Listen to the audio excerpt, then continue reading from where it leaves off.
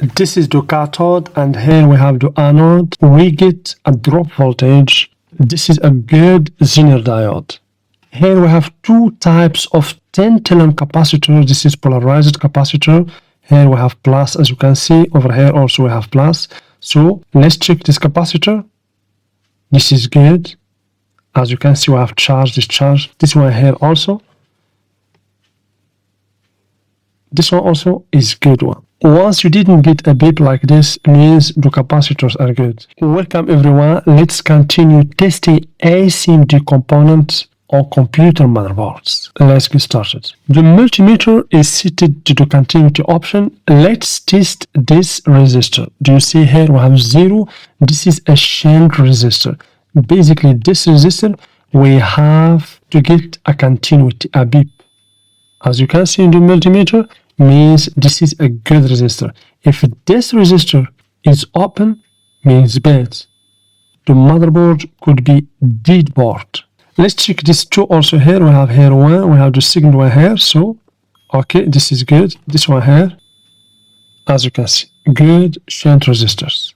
For this yellow component, guys, this is tantalum capacitor. We use the same working principle to test it. Exactly like how we test this capacitors. So this is same capacitors. This component, this is coil or inductor. We have L2. As you can see here, pay attention, you will find a winding inside it. So this is not capacitor, this is coil. How to test it? Easy. We check between each terminal. We should get a beep or a continuity, as you can see. Good coil. What about this component? This is a normal ACMD diode. We have here D1.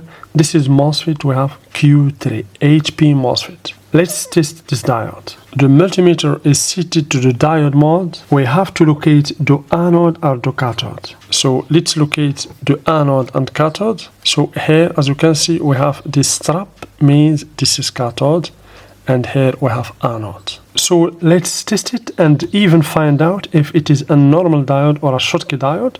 So the black probe on cathode, red probe on anode. We get a low reading, about 0.1 drop voltage.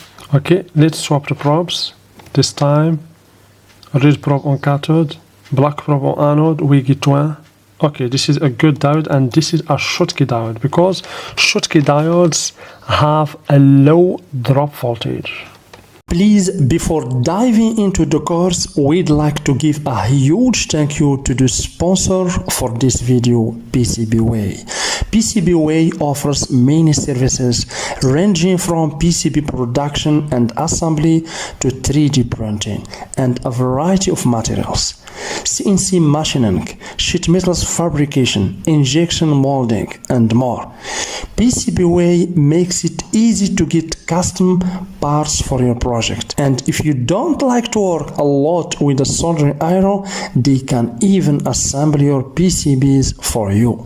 That's the PCBWay. Now back to the video. What about this component? We have CA12. This is capacitor. Do you see a different color? Basically, capacitors, normal capacitors are in this color like this. This is serial capacitors, but this one we have different color, but it is a capacitor, no problem. Even if we have this reference CA, but those also, as you can see, we have CA. Okay, let's test this capacitor.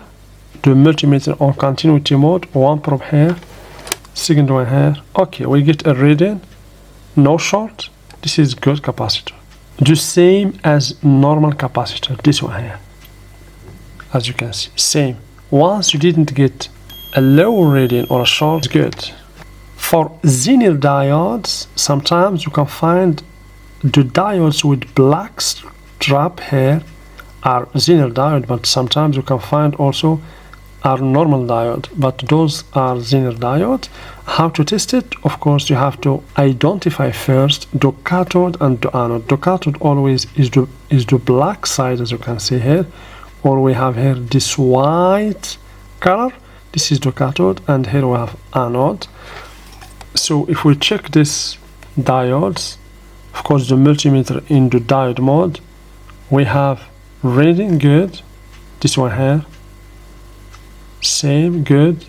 This one good here, good. So those diodes are good. Of course, you can check by swapping the terminals. So this time the red probe on cathode, the black probe on anode. Okay, we get a reading. Why? Because the diodes are connected to the board, no problem. So those diodes are good. What about this component here? This is current sense resistor. Basically, this component measures the current consumed by the motherboard or the battery. So this one, once this one is here, it measures the current consumed by the battery.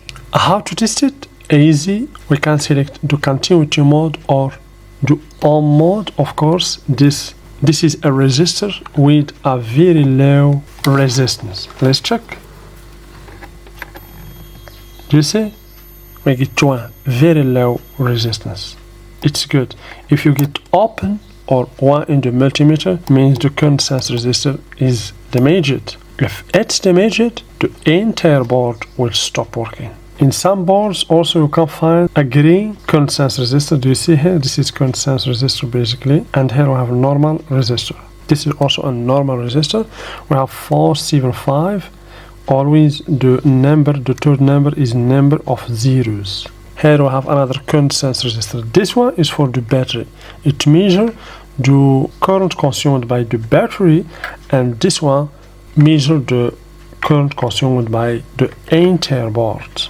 Here basically this is network resistors. The same, always the third number is number of zeros. So I hope you understand. Please don't forget to subscribe, like, share, and for anyone who wants to join my Patreon page, the links in the description. Thank you very much and see you in the next video.